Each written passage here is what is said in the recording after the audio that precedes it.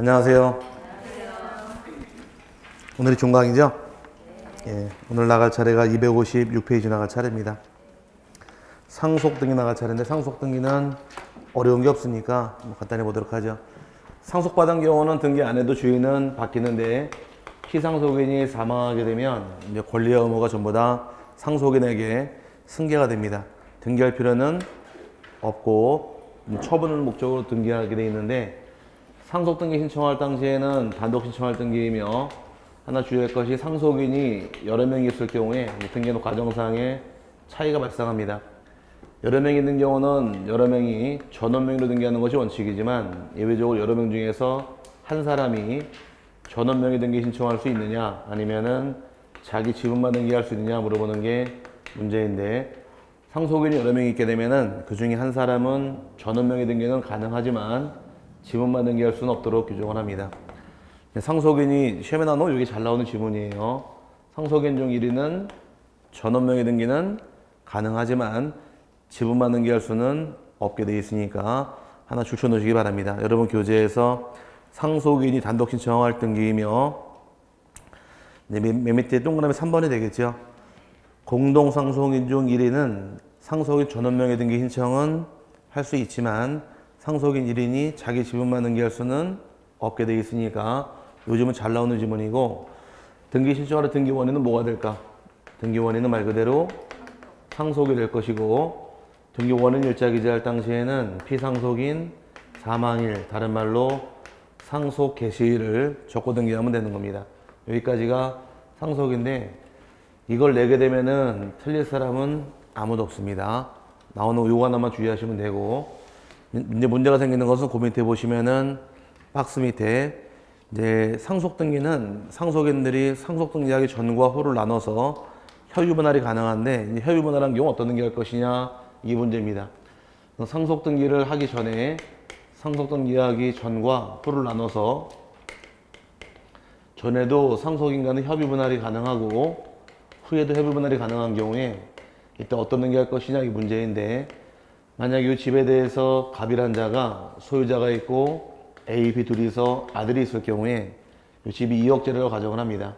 그 다음에 그럼 1순위로 갑의 소유권이 등기되어 있다가 갑이 사망을 하게 되면 상속을 누가 받을까요? 아들 둘이서 받겠죠? A와 B 둘이서. 지분은 1대1이니까 1대1에서 1억씩 가져가면 되는 겁니다. 공동 상속받았는데 등기하기 전에 둘이서 협의를 합니다.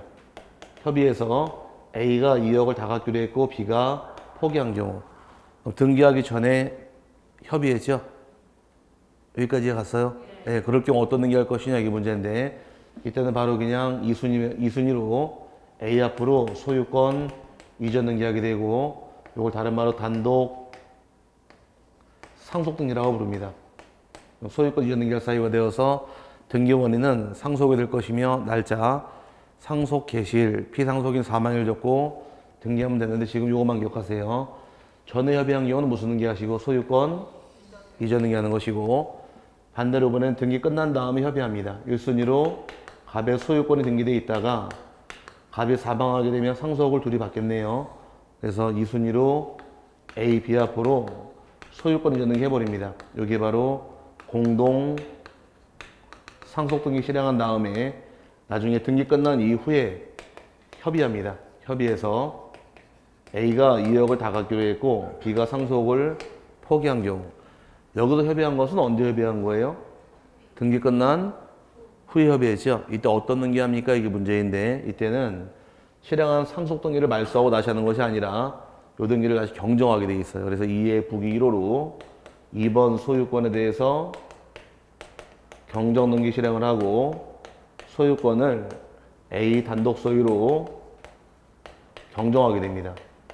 그러다 보니까 이제 협의하는 경우에 전에 협의하는 경우는 어떤 등기 하시고 소유권 이전 등기하게 돼 있고 이제 등기 끝난 이후에 협의하게 되면 소유권을 경정하게 됩니다. 그래서 이게 두 개가 달라서 문제 발생하는 파트 이 파트예요. 전일 경우는 무슨 등기 하시고 소유권 이전 등기하게 되고 후는 소유권 경정 등기할 때 이때 날짜는 협의 분할일을 기재한 다음에 등기하게 됩니다. 맨 밑에 보시게 되면 이제 상속 등기 유형에서 협의 분할에 대한 상속이 있고 오른쪽 끝에 상속 등기 실행한 후에 협의 분할한 경우에 상속이란 말이 나오는데 하나만 체크하시면 돼요. 맨 밑에 어떤 등기 하는가에 대해서 전일 경우는 무슨 등기 하시고 소유권 이전 등기 하게 되고 후일 경우는 소유권 경정 등기 하게 됩니다. 이제 상속을 여러 명이 받은 경우에 뭐라고 부르느냐? 공동 상속 재산이라고 부릅니다. 공동 상속 재산은 소유권이 공유로 인정을 해요. 뭘로 인정한다고요? 공유. 아직 민법 공부가 덜 돼 있을 텐데 공유물을 분할하게 되면 소급표가 있을까? 소급표라는 것은 여러분하고 저하고 이제 2016년 1월 1일 날 우리 강의실 토지를 공유로 취득을 했습니다. 1년 동안 공유로 갖고 있다가 오늘 분할을 했어요. 그럼 분할하게 되면 분할한 효과는 취득한 날짜로 돌아가느냐 아니면 오늘부터 분할한 효과 발생하느냐 물어보는 겁니다. 소급할까? 소급하지 않을까? 예전에 본인 생각대로 찍어보세요. 하나, 둘, 셋. 예, 소급하지 않습니다. 그럼 1년 동안 공유인 채로 있다가 오늘부터 분할한 효과가 발생하도록 민법이 규정하고 있는데 유일하게 하나가 소급표가 있어요. 거기 바로 공동상속 재산만 소급표가 있는 겁니다. 뭐만 소급표가 있다고요? 공동상속 재산만 분할하게 되면 피상속인 사망일로 소급하게 돼 있어요. 법적으로. 그럼 협의 분할은 언제 한 거지만 등기 끝난 후에 분할했지만 이건 거슬러 올라가서 사망시로 소급하게 됩니다. 소급하다 보니까 이 분할한 효과는 등기하기 전으로 인정이 되어서 소유권 경정 등기하는 게 절차다 보니까 두 개 구별할 게 아주 공부해요. 그럼 상속은 소유권 이전 등기예요? 변경 등기예요? 상속은 소유권 이전 등기하죠? 그럼 전에 협의한 경우는 소유권 이전 등기 똑같네요. 이걸 문제 안 내는 거예요. 이걸 내는 게 아니라 틀린 거. 상속은 소유권 이전 등기지만 등기 끝난 이후에 협의한 경우는 무슨 등기해라? 소유권 경정 등기하다 보니까 이걸 내고 들어오는 겁니다. 틀린 것들을. 이제 공부를 잘 하시는 분들은 똑같은 건 답이 안 돼요. 똑같은 건 답이 안 되고 틀린 것들이 답이 되다 보니까 틀린 거 위주로 잘 체크하고 넘어가시면 그게 답이 됩니다. 여기 상속 등기 유형이고요. 네 번째 유증에 의한 소유권 이전 등기란 말 나오는데 유증이란 것은 유언을 통해서 타인에게 무상으로 재산권을 증여할 때가 유증 부릅니다. 유증은 유언을 통해서 증여가 들어가는데 상속이 먼저일까 유언이 먼저일까? 권리자가 사망하게 되면 유언이 먼저고 유언이 없을 때 법률 규정을 통해서 상속 들어가는 겁니다. 제가 만약에 유언을 통해서 제 집을 여러분에게 증여해라라고서 유증을 남기게 되면 제 상속인이 상속받을 수는 없는 게 원칙이 되는 겁니다. 이해 갔어요? 다만 이런 유언이 없는 경우에 상속인들이 지분대로 소유권 취득하는 것이고 유언이 먼저입니다. 그러다 보니까 이제 누가 돈 많은 사람이 사망하면 뭘 묻으셨나요? 유언장 샀지 않나요? 유언장 모두 두신 다음에 유언대로 집행을 해주고 유언이 없을 때에는 이때 법정 지분대로 상속 들어간다고 이해하시면 될 겁니다. 유증의 유형은 둘로 나눠서 이제 포괄 유증이라는 유증도 있고 또 하나가 특정 유증 둘로 세분하는데 재산권과 채무, 채권, 채물 모든 걸 다 물려주는 경우를 포괄 유증이라는 말 쓰고 재산권만 증여할 때를 특정 유증이라는 말 사용을 하는데 제가 만약에 10억짜리 건물이 있고 채무가 6억이 있더라. 이 재산 모든 거 채무까지 다 넘겨주게 되면 뭐가 되는 거예요? 포괄 유증이 되는 것이고 반대로 저에겐 집이 세 채가 있는데 한 채만 여러분에게 드리게 되면 요거는 특정 유증이라는 말 쓰는 겁니다. 모든 걸 다 받게 되면 뭐라고 부르고? 포괄 유증. 특정된 권리만 받게 되면 특정 유증 그러는데 포괄 유증 받은 경우는 물권 변동 시점이 서로 달라요. 포괄 유증의 경우는 유언자가 사망한 때 효과 발생이 일어나는 것이고 특정 유증 받은 경우는 사망한 때가 아니라 수증자 명의로 등기를 해야지 주인 바뀝니다. 서로 다르다 보니까 21회 때에 기출을 합니다.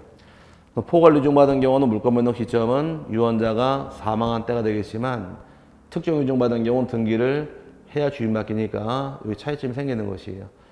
특정 유증 받은 경우는 특정 승계를 인정하다 보니까 등기를 하도록 규정을 했고 포괄 승계 몇 개 있다고 배우셨어요? 민법 공부할 때 상속이 있고 회사 합병이 있고 포괄 유증 받은 경우는 이 포괄 승계 등기하지 않아도 주인은 바뀌는 겁니다. 하지만 특정 유증은 포괄 승계가 아니어서 등기를 해야 주인 바뀌니까 주의하시고 과거에 기출문제 한번 출제할 경우에 특정 규정 받은 경우에도 유언자 사망 시에 물권 변동은 발생한다. 틀린 말이에요. 사망 시는 포괄 유증인 거지 특정이 아니니까 주의하시고 유증 받은 경우 등기 신청할 때 등기 원인이 뭐가 될까? 원인은 유증이라고 기재하고 원인 유자 기재할 때는 유증자가 사망일을 기재하는 것이 원칙이지만 다만 유증에 조건이 붙은 경우도 있고 기한 붙은 경우 나눠서 조건 붙은 경우는 조건이 성취한 날을 적도록 규정을 했고 기한은 기한 도래를 기재합니다. 이제 한번 따져나 보자고요. 제가 죽거든 제 집을 여러분에게 드리라라고 유증을 남깁니다. 좋아요? 네, 좋죠. 난 별로 안 좋은데 죽어야 되니까. 제가 죽거든 드려라 그러면 유언은 원칙은 사망한 날 효력 발생하는 겁니다. 사망한 날 적으면 상관이 없는 것이고 반대로 제가 죽거든 제 집을 여러분에게 드리시는데 그냥 드리는 게 아니라 이번 시험에 합격하면 드리랍니다. 그럼 죽었다고 받아요? 그건 아니잖아요. 합격해야 받으니까 조건은 조건 성취일자란 말이 붙는 것이고 이제 기한 붙은 경우는 제가 죽거든 제 집을 여러분에게 드리시는데 죽은 날 드리는 게 아니라 죽은 날로부터 만 1년 된 날 드리래요. 그럼 1년이 지나야지 받으니까 이때 기한 붙은 경우는 기한 도래일자가 되므로 주의하시길 바랍니다. 유증월도에 등기하는 경우는 원칙이 공동신청할 등기로서 상속과는 달라요. 공동신청하게 되어 있는데 이제 유언집행인 또는 유언집행인이 없을 경우는 상속인 유언집행인이 되는 겁니다. 등기 의무자가 되고 수종자가 등기 권리자가 되어서 등기 신청은 공동으로 신청하는 것이 방법이 됩니다. 유언집행인이라는 말은 이제 드라마 같은 거 보게 되면 뭐 대기업 회장이 요즘에 한참 나오더라고요. 푸른바다의 전설인가? 허준지 아버지가 지금 유언장 쓰려고 좀 준비하고 있죠? 아, 드라마 안 보시는구나. 저 전전 때문에 보는데. 자, 보니까 허준재 아버지가 유언장 쓰려고 변호사 선임해놓고 이렇게 하고 있던데 내가 이제 내 유언을 하면서 유언장을 변호사에게 맡겨버렸습니다. 유언 집행해달라고. 그 유언 집행인이 등기해주면 되는 것이고 유언 집행인을 지정하지 않는 경우는 상속인이 유언 집행인 역할을 하는 겁니다. 그럼 유언 집행인 지정된 경우 있을 것이고 없으면 상속인과 수증자가 둘이 신청하면 되는 거예요. 근데 문제가 생기는 것은 유언 집행인이 여러 명이 있는 경우도 있고 수증자가 여러 명 있는 경우도 있더라. 이때 어떻게 등기할 것이냐 이 문제인데 수증자가 여러 명 있게 되면 요거부터 먼저 말이죠. 유언 집행인이 여러 명 있게 되면은 이제 등기 신청하려면은 일단 유언 집행인의 과반수 이상의 동의가 있어야지만 유언대로 등기할 수 있는 것이 이게 하나의 차이점이고 수증자가 여러 명 있는 경우는 여러 명 전원이 전원 명의로 등기하는 것이 원칙입니다.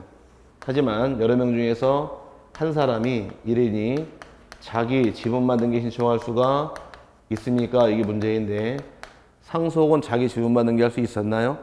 없었죠. 유증은 자기 지분만 등기할 수 있어서 이게 차이점이에요. 상속은 지분만 등기할 수 없고 유증은 지분만 등기할 수 있다 이 규정이 만들어지는데 왜 이런 차이가 발생하느냐? 상속부터 먼저 보자고요. 상속은 지분만 등기할 수가 없는데 예를 들어서 두 분 죄송한데 제 배우자가 되세요. 저의 처가 있고 제 딸이 있습니다. 나보다 많은 것 같은데 어쨌든 자 그럼 배우자하고 딸이 있는 경우 제가 지금 상속을 누가 받아요? 같이 받잖아. 배우자하고 같이 받았죠. 그럼 상속인끼리 서로 알아요 몰라요? 알잖아요. 알면 전원이 전원 명의로 가는 것이고 지분 받는 게 아직 못하게 막아버린 겁니다. 전원 명의로 가더라도 내 지분이 있고 지분을 팔아먹을 수 있으니까 권리 행사 얼마든지 가능해요. 여기까지 이해갔죠? 근데 반대로 이번엔 두 분이 서로 모르시는 분이에요. 제가 죽거든 앞에 계신 이분하고 이족분 두 분에게 제 집을 드리라고 유증을 남겨놓은 경우 그럼 서로 두 분이 남일 경우에 알 수도 있고 모를 수도 있어요. 알면은 전원이 전원 명의로 같이 가면 상관이 없는데 서로 모르는 경우는 지분만 등기 못하게 막아버리게 되면 서로 알 때까지 평생 등기할 수가 없단 말이 만들어집니다. 그럼 서로 모르는 경우 혼자 갈 길은 열어줘야 되니까 유증은 지분만 등기할 수 있는 길을 열어준 거예요. 여기 차이점이 생기는 겁니다. 상속은 지분만 등기할 수 없고 유증은 지분만 등기할 수 있다 해서 문제 같이 나와요. 문제가. 가치나 조심하시고, 그 다음에 이제 유증받은 부동산이 둘로 나눠서 등기된 거 받는 경우도 있고, 그 다음에 미등기 부동산 받는 경우도 있는데, 등기된 거 받은 경우 어떻게 등기할 것이냐 이 문제입니다. 여기서 하나 응용할 것이, 과거에 매매 계약을 체결하고 사망을 하게 되면 매매가 빨라요, 사망이 빨라요? 매매가 빠른 경우는 상속 등기할 필요 없이 바로 등기할 수가 있다고 배웠죠. 마찬가지로 유증을 한 경우에 유증이 빠르다 보니까 상속 등기할 필요 없이 바로 그냥 수증자 명의로 이전 등기하면 끝나는 겁니다. 오케이?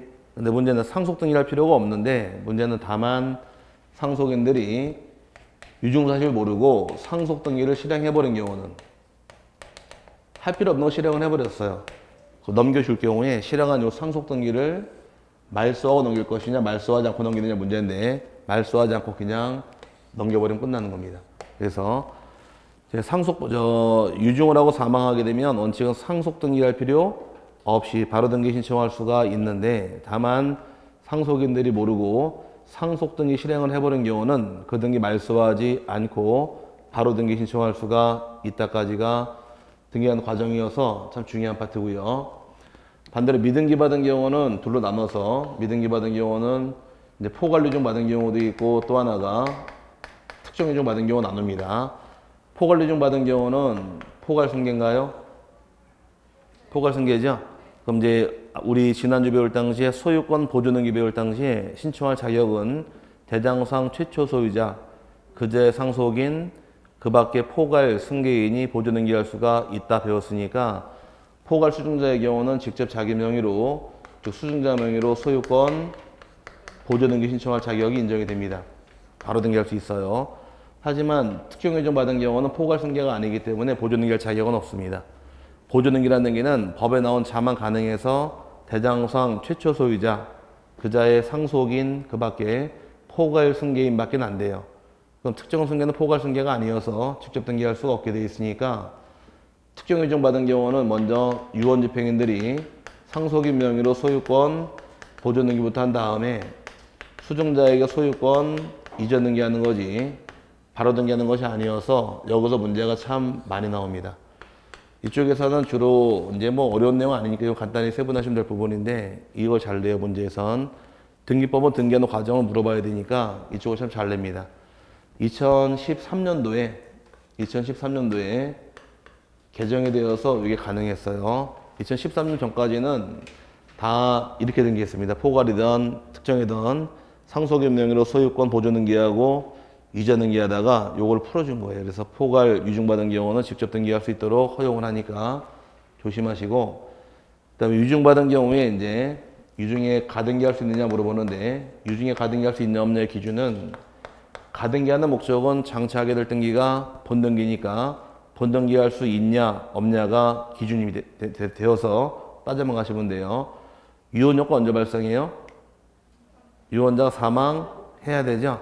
그럼 사망하기 전은 유언효과 발생하지 않으니까, 이제 유언자가 사망하기 전과 후를 나눠서 전과 후를 나눈 다음에, 전에는 본등기할 수 없죠. 아직 유언자 사망 안 했으니까 가등기도 안 되는 거예요. 유언자가 사망한 후에는 본등기해 올 수 있으면 가등기도 가능하니까, 유증에 따른 가등기는 유언자 사망 후만 가능하고 저는 허용하지 않습니다. 그 다음에 이 유증의 내용이 상속인의 유류분을 침해하는 경우에 등기를 허용하느냐 각하느냐 이 문제인데, 유류분을 침해해야 될 등기는 실행을 해주지 각하하지 않습니다. 그럼 유류분이라는 게 뭘까? 유류분이라는 것은 이제 법에서 정해진 상속인에게 주어진 최소한의 권리를 유류분 그럽니다. 제가 제 처가 있고 제가 있는데, 제가 10억짜리 건물이 있대요. 이 건물을 제가 갖고 있다가 사망하게 되면 상속을 누가 받아요? 제 배우자가 받겠죠? 그럼 상속 지분이 10억이 있는데, 네, 문제는 저는 첩이 있어요. 누가 있다고요? 첩은 젊은 데로 가야지. 첩이라고 가정하자고요. 기분 나쁘죠? 나쁘다 그래야지. 자, 첩이 있는데, 전 첩이 좋아서 10억짜리 건물을 첩을 다 주라고 유증을 남겨버립니다.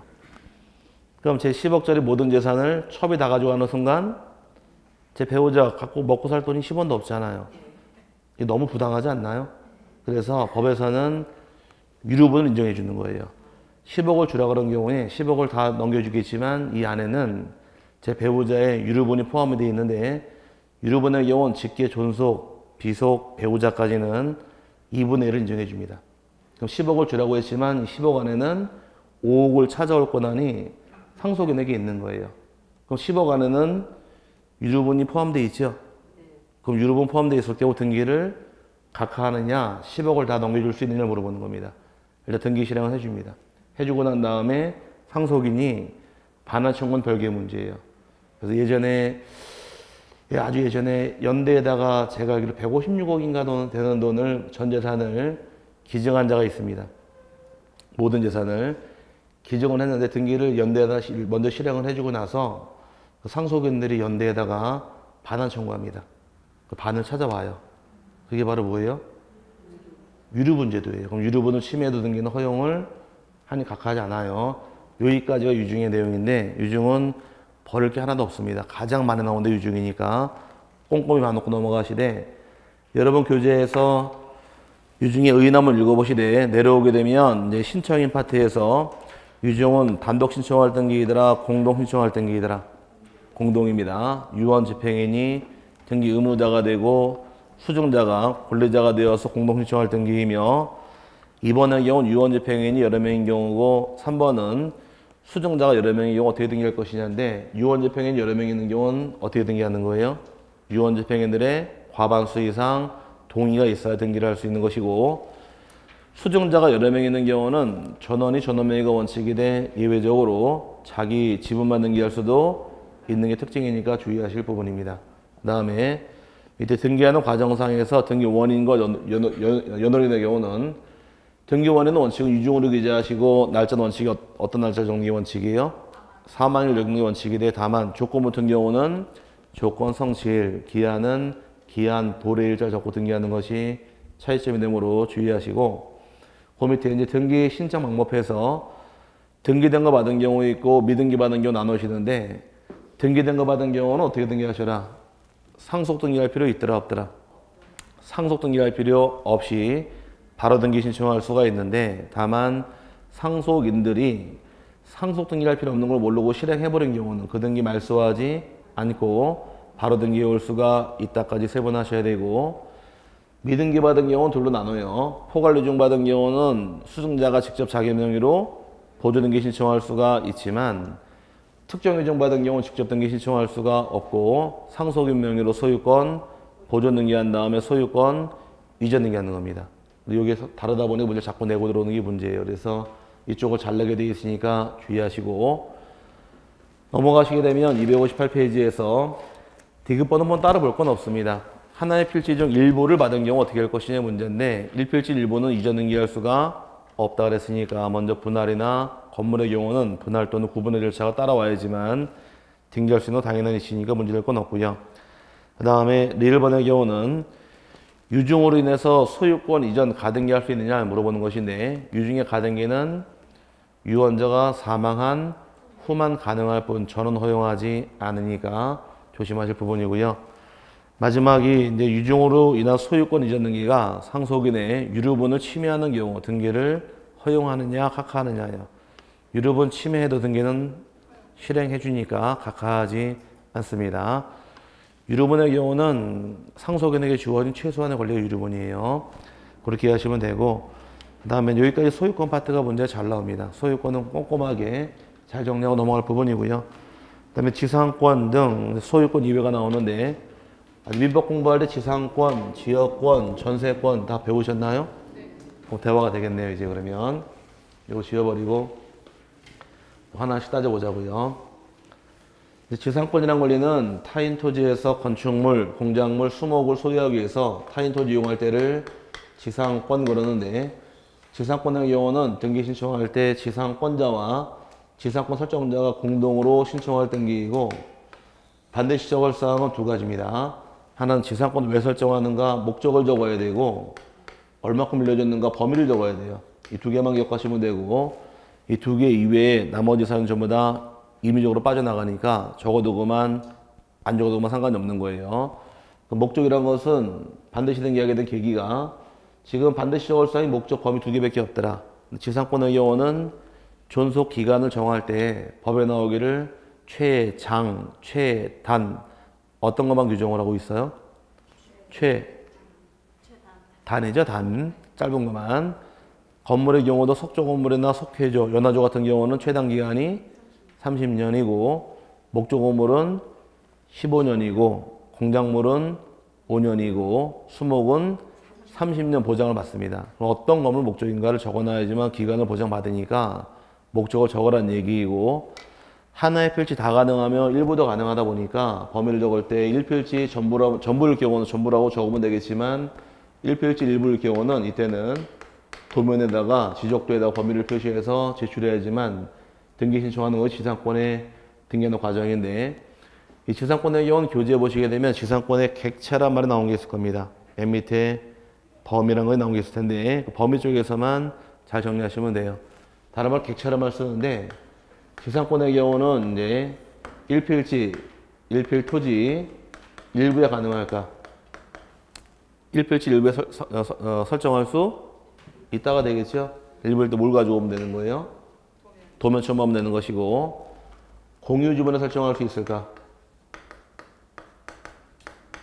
여기서 말씀 잘 나왔는데 여기 잠깐 보시고요. 예전에 방한칸 세 줄수 있다고 배웠죠? 방한칸 담보자 필수는 없다. 그거는 기억하세요. 그거랑 공유 지분은 정반대 관계에 있는 거예요. 뭐라고요? 정반대다 보니까 공유 지분은 지상권, 지역권, 전세권 등기할 수가 없지만 공유 지분은 팔아먹을 수 있다 보니까 소유권 이전, 저당권 다 가능합니다. 그래서 엇갈리게 되어 있으니까 예전에 배울 당시 한번 살짝 갔다 와 볼게요. 예전에 어디서 이러는 걸 배운 적이 있었느냐? 페이지가 177페이지 가시니까 부동산 일부에 대해서 다른 건 뭐 따로 볼 건 아니고 맨 위에 꼭대기 박스에서 177페이지 찾으셨나요? 거기서 부동산 일부 두 번째 칸에 거 보니까 용익 물권 임차권은 가능하고 저당권 등을 설정하지 못한다. 그래서 방한칸은 세 줄 수 있지만 담보 적용하지는 못합니다. 그 다음 공유주번은 정반대 입장이니까 하나만 잘 기억하십시오. 기억나세요? 네, 그래서 엇갈리게 되어 있으니까 앞으로 계속 나올 말이 칠판에서 부동산 일부 공유주번 계속 나와요. 그럼 얘가 인정이 되는 순간 얘는 안 되는 겁니다. 거꾸로 나중에 뒤에 가서 얘가 안 되면은 얘는 되는 거예요. 정반대로 움직이니까 방한칸 세 줄 수 있죠? 그럼 공유주번은 세 줄 수가 없다가 됩니다. 그래서 서로 엇갈리게 되어 있으니 두 개 같이 잡고 넘어가시면 되고 이 중에 지상권 설정할 수 있을까? 지상권 이 중에로 설정할 수는 없게 되어 있습니다.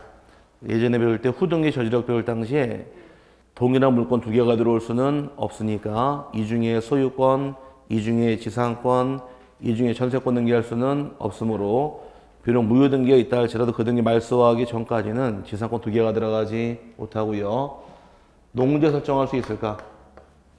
농지 지상권 등기할 수? 이건 가능합니다. 농지는 지상권이 가능해요. 전세권이 안 되는 것이고 여기 차이점이 생기는 파트이며 그 다음에 존속기간은 확정기간이 가능할까? 불확정기간이 가능할까? 확정기간도 가능하며 불확정기간도 얼마든지 가능합니다. 확정기간은 최장에 제한이 없다 보니까 뭐 100년을 정하든 200년 정하는 상관이 없고 그 다음에 산에다가 보시면 왜 산에 소홍전탑 세워놓지 않았나요? 그 소홍전탑 세워놓은 다음에 철탑이 존속할 때까지 기간 중에도 무방하다가 판례 입장이어서 철탑을 세워둔 다음에 철탑이 존속할 때까지 기간 중에도 이것도 가능합니다. 그래서 이런 것들을 시험에 내는 게 문제예요. 그래서 지상권의 경우는 여러분 교재 보니까 범위에 대해서 1필지 전부도 가능하고 일부도 가능하다 나와 있고 그 다음에 지상권이 일부일 경우는 뭘 가져와라?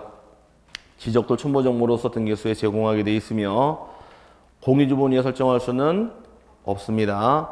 그 다음에 1필지 일부도 얼마든지 지상권 설정할 수 있으니까 굳이 분할이나 분필할 필요는 없고요. 지상권 이중 설정할 수는 없습니다. 이중으로 허용하지 않는 게 지상권의 특징이며 존속기간, 확정기간도 가능하고 불확정도 가능하며 농지도 가능해요. 네, 이렇게 달고 들어가시면서 세분하시면 될 부분이고요. 이 파트는 나중에 시험은 이쪽이 잘 내고 들어오는데 나중에 몇 번 들으시면 대부분 외우시니까 그냥 중요하다는 것만 나중에 체크하고 넘어가시면 됩니다. 밑에 따라붙는 것이 이제 임의적 기록상 안 보셔도 되고 그 밑에 보시게 되면 신청 정보 기록상이란 말이 나오는데 제목이 도망가 버렸어요. 목적이 구분지상권이에요. 그거는 그 3번의 신청 정보 기록상 위에 보면 뭐가 나와야 되느냐? 구분지상권이 나와야 됩니다. 민법 공부할 때 구분지상권 배우셨어요? 구분지상권? 아직 안 배웠어요? 아니 그냥 구분지상권이라는 말 들어본 적 있냐고. 지상권은 토지의 지상을 이용하는 원래 지상권인데 문제는 구분지상권의 경우는 토지의 공중이나 지하를 이용할 때가 구분지상권 그럽니다. 여러분 토지가 있는데 한전에서 이 위로 고압선 지나가도록 땅을 좀 빌리겠대요. 그럼 땅을 빌리는 거예요? 공중을 빌리는 거예요? 공중을 빌리죠? 공중 일부를 빌리는 걸 구분지상권 그럽니다. 그럼 토지의 소유권은 학교를 배울 때 정당한 이익이 있는 범위 내에서 상하에 미친다. 배우셨어요? 그럼 일정한 범위까지는 내가 이용할 권한이 있다 보니까 그만큼의 범위를 이용할 때는 필히 승낙을 받아야 돼요. 그 승낙에 가름하는 권리가 바로 구분지상권인데 이 땅을 얼만큼 빌렸을 것이냐 물어보는 겁니다. 공중으로 고압선 지나갈 수가 있고 땅속으로 지하철 지나갈 수 있겠네요. 이런 식으로 땅을 빌려 쓰는 것을 의미를 하는 거예요. 근데 구분지상권의 경우는 공동신청 활동이 똑같이 들어가는 것이고 차이점이 3개가 나옵니다. 일반 지상권하고 목적 등기할 것이고 범위 적어야 돼요. 근데 둘 다 적게 되어 있는데 일반 지상권의 경우는 건축물, 공작물, 수목 다 가능하지만 구분지상권의 경우는 수목을 목적으로 설정할 수는 없게 되어 있으니까 주의하시고 그다음에 일반적인 지상권의 경우는 도면을 통해서 일부를 표시할 수가 있는 게 특징이지만 이 구분지상권의 경우는 어떤 경우도 범위를 표시하기 위해서 도면을 첨부하는 경우는 없습니다. 도면이 필요가 없는데 지적과 배울 때 우리나라 도면이 몇 차원 도면인가요? 우리나라 도면은 2차원 도면이에요. 평면만 나오는 거지 공중, 지하를 표시할 수 없다 보니까 범위를 표시는 신청 정보에 기재만 하는 겁니다. 내가 공중 이용할 당시에는 지상 10m부터 20m까지 범위만 기재하는 거지 도면 첨부하는 경우 없으니까 주의하시고 그 다음에 또 하나 차이점이 이제 요거 이중지상권을 설정할 수가 없게 되어 있는데 여기는 구분지상권이 얼마든지 가능합니다.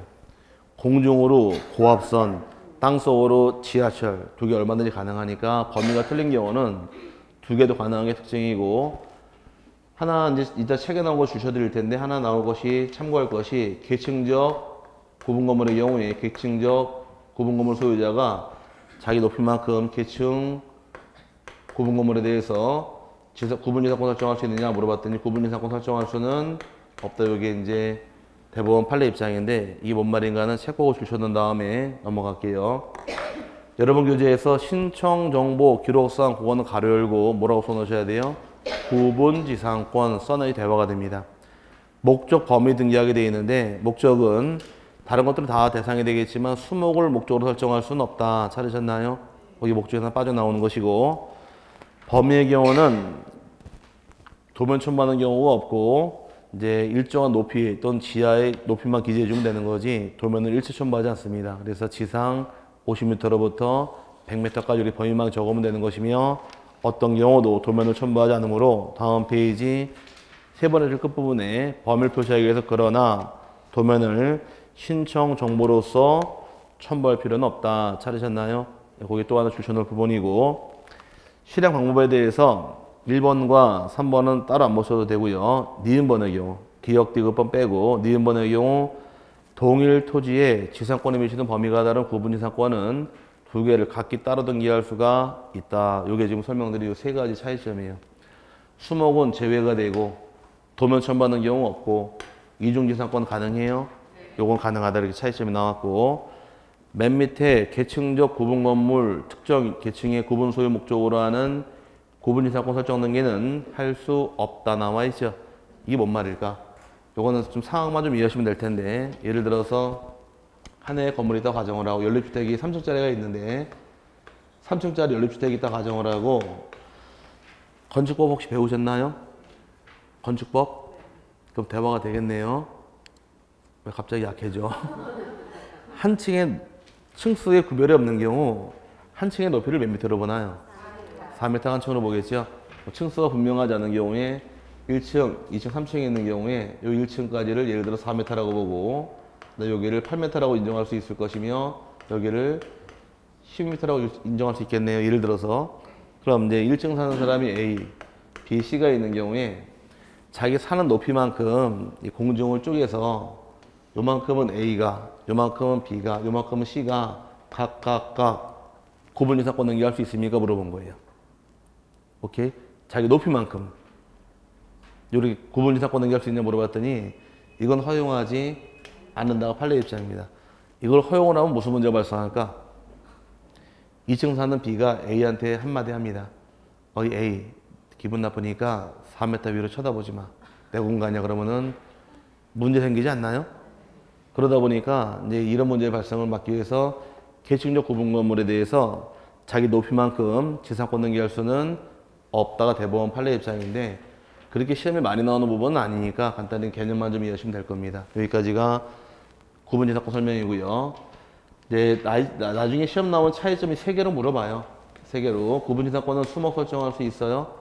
안 되죠. 도면 첨부하는 경우 없고요. 이 중에 구분 지상권 얼마든지 가능하다까지만 파악하시면 여기는 어렵지 않게 문제 풀 수가 있게 될 겁니다.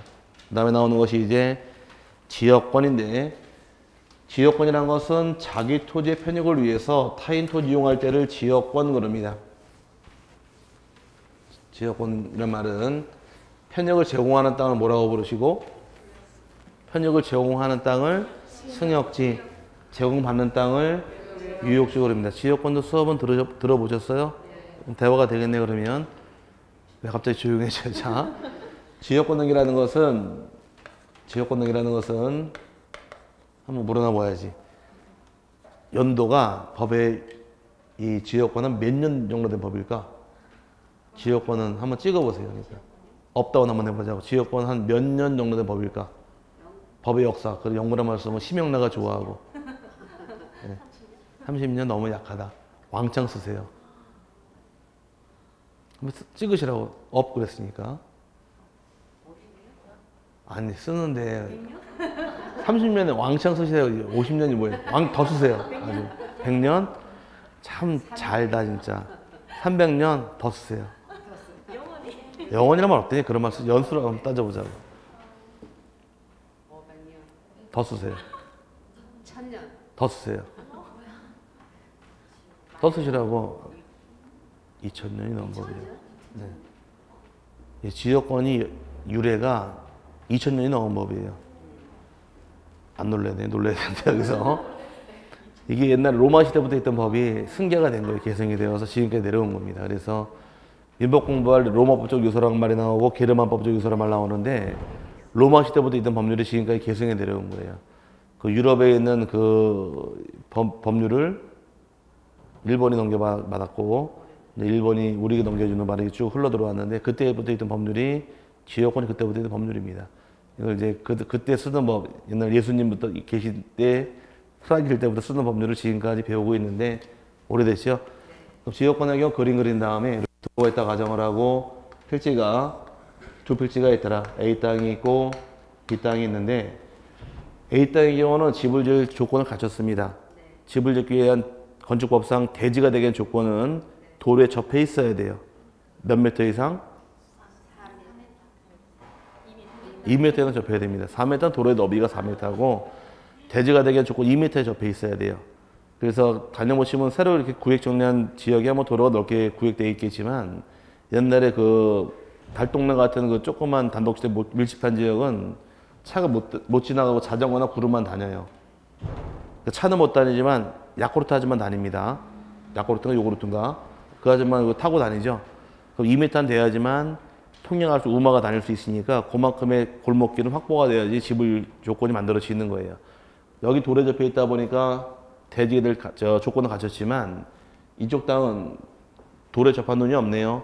이런 땅을 뭐라고 불러요? 눈먼 땅, 맹지죠. 그럼 집을 짓기 위해서 B가 A에게 길 좀 내주세요 요청하는 땅을 뭐라고 부르고? 유역지라고 부르고, 길 내주는 땅을 승역지라고 부릅니다. 길 내달라고 요청하니까 A가 통이 커요. 내 땅 다 길로 써라. 가능해요? 다 가능해요? 본인 생각을 말씀하지 마시고 여길 얘기해야 돼. 난 죽어도 길 안 내주겠지만 여기 내줘야 되니까 전부가 도로가 될 수도 있습니다. 아니 다녀보시면 택지 개발할 당시에 대지가 다 구역이 도로협의 구역이 정리되어 있는데 이쪽은 건물이 딱 있어요. 춘천 닭갈비집이 있고 건물이 들어가고 여기는 건물이 아직 안 진 대지가 맨 땅에 있는 경우에 이 닭갈비집 사장이 주차장 부족하니까 이 땅 빌려 주차장 쓰는 경우도 있잖아요. 다 빌려줄 수 있으니까 길 내주는 건 다도 가능한 거예요. 전부 다 가능하고 요만큼만 쓰십시오라고 길 내줄 수도 있겠네요. 네. 전부도 가능하고 일부도 가능합니다. 승역지는. 하지만 전부가 도로가 되든 일부가 도로가 되든 편역을 다 얻으니까 유역지는 반드시 일필지 토지 일걸 요하는 게 유역지 뜻이에요. 그럼 승역지는 전부도 가능하고 일부도 가능하지만 유역지만큼만은 반드시 일필지 전부만 가능할 뿐 일부란 말 나오지는 않습니다. 여기 지역권의 모양새고 하나 더 그리게 되면 A, B, C가 있다 가정을 하고 C가 길 좀 내주세요 요청을 합니다. 얘가 요청하면 얘가 유역지가 될 것이며 그럼 길을 내줘야겠네 둘 다. 길을 이렇게 내버리게 되면은 얘도 승역지고 얘도 뭐가 될까? 요것도 승역지로 바뀌겠죠? 승역지는 전보도 가능하며 일보도 가능하고 여러 필지라 해도 상관이 없다요. 하지만 유역지만큼만은 반드시 일필지 전부만을 요하는 유역지의 개념이 되는 겁니다. 여기까지 가실라나? 그럼 B하고 C 승역지 유역지 여기 붙어 있어요? 떨어져 있어요? 붙어 있죠? A하고 C는 떨어져 있잖아요. 그래서 지역권 배울 당시에 유역지와 승역지는 반드시 인접해 있을 필요는 없다는 말 따라 붙는 겁니다. 여기까지 가셨어요? 그럼 증기할래 뭘 등기하느냐? 기재할사항 세 가지 기재하게 되어 있는데 편역을 제공하는 유역지를 일단 적게 되어 있고 그 다음에 걔를 왜 빌려줬는가 목적을 적게 됩니다. 목적은 제한이 없어요. 목적은 통행지역권인지 인수지역권인지 관망지역권이 적게 되어 있는데 출판에 그린 건 도로 목적이니까 이건 뭐가 될까? 통행이 되겠죠. 만약에 여기 하천이고 다 논바닥이에요. 물을 끌고 와야 될 거 아니에요. 이건 뭐가 될까? 물 끌고 끓인자 집어넣어서 인수지역권이 되는 겁니다. 인수지역권. 이해 갔어요? 그럼 관망지역권은 뭐가 관망지역권이냐? 혹시 해운대 가보셨어요? 옛날에 가볼 때 해운대 바닷가가 있고 이렇게 이제 해변 위로 보게 되면 이쪽에 옛날에 지금은 잘 모르겠는데 저도 가본 지 오래돼서 조선호텔이라는 호텔이 하나 있었거든요. 지금도 있더라고. 조선호텔이 있다고 얘기를 하는 것 같은데 보신 적 있어요? 해운대 안 가보셨구나. 해운대 가시면 저쪽 해변가 오른쪽에 조선호텔이 호텔이 하나 있어요. 층수가 좀 낮아요. 제 기억에 한 5층 정도 되는 것 같은 호텔인데 호텔을 나눌 때 왜 이렇게 있으면은 이쪽은 바닷가를 뭐라고 부르고 객실을 나눌 때 시뷰룸 이렇게 얘기하지 않나? 시뷰 바닷가죠. 이쪽은 뭐라고 불러요? 디럭스룸 이렇게 표현을 해요. 디럭스룸 이렇게 표현한다고. 나중에 호텔 구할 때 디럭스룸 그러면은 싸게 던질 때 이거 싸게 던지는 거예요. 이거 비싸게 받고. 그러니까 나중에 시뷰룸 그러면은 해안가 방 쪽을 얘기하는 거고 그 디럭스룸 그런 거는 이 뒤쪽 룸 얘기하는 거니까 알고 잡으셔야 돼요. 싼 맛에 잡았더니 이거 시뷰가 아닌데요 그랬다가는 싸게 잡으셨잖아요 그러면서 이쪽 방이라고 얘기해 줍니다. 그리고 이건 알고 잡으시길 바라고. 그건 조선호텔이 이렇게 있다고 가정을 했는데 조망권이 좋죠. 근데 여기다 건물 딱 써버리는 순간 이건 뭐가 된다? 호텔이 아니라 여인숙으로 바뀌어버립니다. 갑자기 뒷골목 여인숙 돼버리니까 이 호텔 측에서는 이 땅을 이용 못하도록 건물 못 짓게 막아놔야 돼요. 이게 바로 관망지역권이에요. 내 조망권을 위해서 앞에 토지 소유자가 토지 이용을 못하도록 제한하는 지역권을 요거를 관망지역권을만 쓰는 겁니다. 이런 지역은 다 가능하다 보니까 제한이 없어요. 네, 범위를 적게 되어 있는데 범위의 경우는 전부도 가능하고 일부도 가능한 것은 승역지인가요? 유역지인가요? 전부도 가능하고 일부도 가능한 것은 승역지죠. 승역지가 범위를 기재하는 거지 유역지는 범위적으로 필요가 없게 됩니다. 승역지 전부일 때 전부라고 적으면 되는 것이고 일부일 때 도면 전부하면 되는 것이며 유효지는 반드시 일필지 전부다 보니까 유효지는 반드시 일필지다 보니까 범을 적을 필요가 없게 되어 있습니다. 이게 일단 차이점이고 등기 신청할 때 어디다 신청합니까? 물어봤더니 지역권은 제한물권인데 어떤 토지 제한물권이냐? 지역권은 승역지의 제한물권이 되어서 승역지 등기에서 신청하게 됩니다. 신청을 하게 되면 지역권은 소유권이 아니니까 갑구로 갈까? 을구로 갈까? 네, 을구로 갑니다. 지역권 을구로 가서 등기가 떨어지는 것이고 그럼 이제 여기다 등기할 때는 지역권 왜 설정했는가? 저걸 적어줘요. 목적 적어줄 것이고 얼마큼 빌려줬는가? 범위를 적게 됩니다. 그 다음에 어떤 땅이 편적을 받나 유효지를 적어줘서 유효지 등기부에서 유효지하고 승역지 다 확인할 수 있도록 등기하는 것이 등기할 때 차이점이에요. 이렇게 등기 끝나게 되면 승역지가 어떤 땅인지 유효지가 어떤 땅인지 확인할 수 있나요? 네, 확인 다 끝났는데 그럼 이제 유효지도 등기부가 따로 있다 보니까 여기도 승역지 편정을 받고 있다는 사실을 적어줍니다. 여기 신청하는 것이 아니라 유효지는 직권등기예요. 등기관 직권등기하는데 여기도 을구에 등기할 것이고 똑같이 등기하는 사항이 지역권 왜 설정했는가 목적 적게 되고 얼마큼 빌렸는가 범위 적게 될 것이며 이번에는 승역지를 기재해서 서로 승역지가 어떤 땅인지 유효지 어떤 땅인지 서로 확인하도록 등기하는 것이 등기하는 사항이에요. 그럼 등기부 어떤 거 보더라도 승역지와 유효지를 다 확인할 수가 있도록 등기하는데 신청하는 등기소는 어디고? 승역지, 유효지는 직권등기예요. 두 개가 동일한 등기소에 있더라. 그러면 바로 등기하면 되겠지만 유효지 동일한 등기소가 아닐 경우는 통지 주면 되는 겁니다. 통지받는 등기관이 직권등기하면 되다 보니까 세분할 것은 승역지는 신청하는 곳, 유효지는 직권으로 하는 곳 두 개 세분해서 비교하시면 되고 또 민법 공부할 때 지역권의 경우는 권리의 성질이 부종성 인정이 돼요. 부종성 인정 된다고 배웠죠. 지역권에 나오려면 유효지가 존재하여야 한다. 이게 부종성의 뜻이고 수반성 인정이 돼요. 불가분성 인정이 돼요. 불가분성은 취득과 소멸할 때 한 번씩 나오더라. 공유자 1인이 희요로 지역권을 취득하게 되면 그 취득한 효과는 다른 공유자에게 미친다. 이렇게 배웠을 것이고 공유자 중 한 명이 희요로 지역권을 소멸하게 되면 다른 공유자에 미치지 않는다. 도움되는 것은 미치고 피해보는 건 미치지 않는다라고 민법상 배웠을 것인데 아직 거기까지 공부가 안 돼 있네요. 어쨌든 다 이 세 개 인정해 줍니다. 하지만 물상대에서 인정하지 않는데 여기서 중요한 건 수반성이 중요한 거예요. 수반성이라는 건 뭘 의미하느냐? 자, 칠판에서 유효지 권리자가 누구인가요?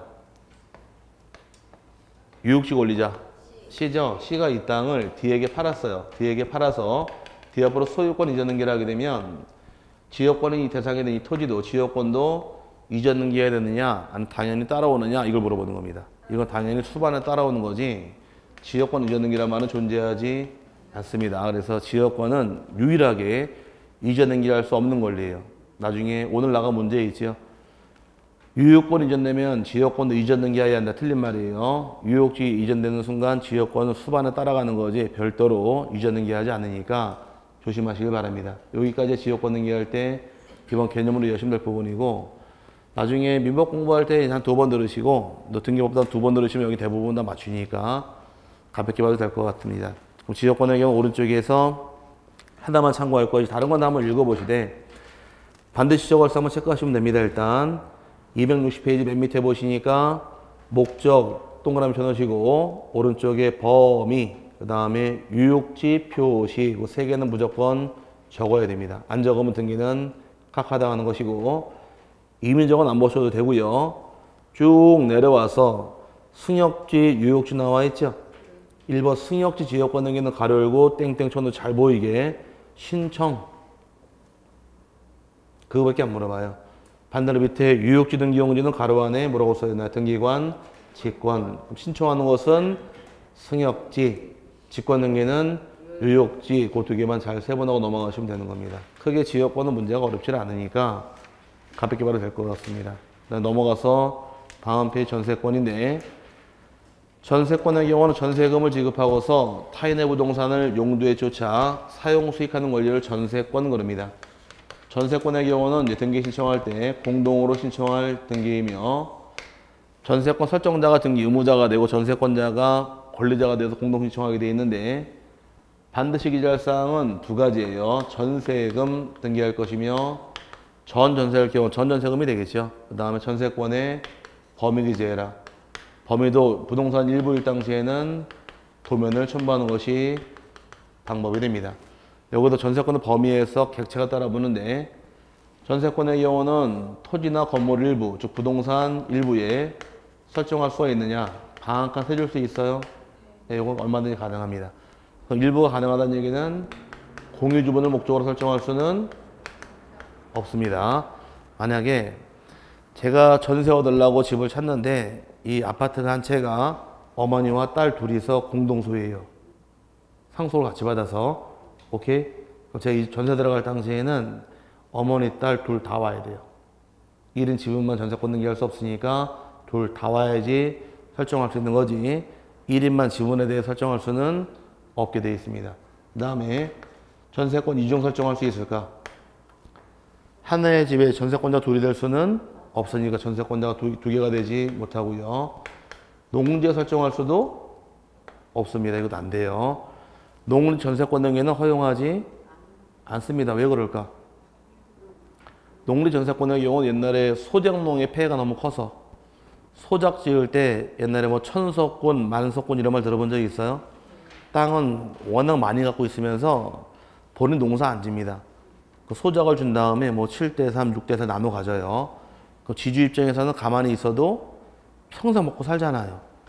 근데 땅을 농사 짓는 사람들은, 소작하는 사람들은 먹고 살 수 없으니까 이런 폐해가 너무 크기 때문에 이거를 막아버린 겁니다. 그래서 농지법을 제정하면서 농지는 경작할 자만이 농지를 가질 수 있다라고서 규정을 해버립니다. 그게 바로 네 글자로 줄여서 경자유전.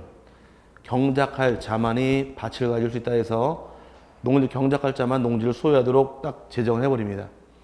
그러다 보니까 농사 지을 때 농지법 나중에 배우시게 되면은 3만 제곱미터는 한도가 있어요.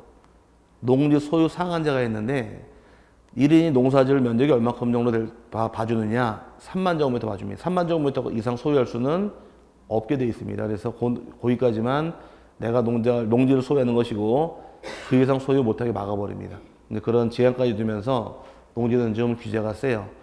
그 농지 임대차 할 수 있을까? 괜찮아 우리끼리인데 뭐 농지 임대차 할 수 자신 있게 있다 없다? 뭐를 말해도 맞으니까 대답하세요. 농지 임대차 할 수 있다 없다? 괜찮아 자신 있게.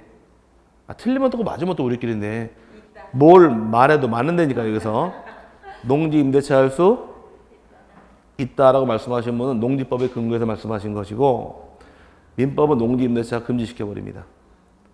민법에 농지 임대차 전세권 아예 못하게 막아놨어요. 오케이? 근데 옛날에 농사 지니까 먹고 사나요?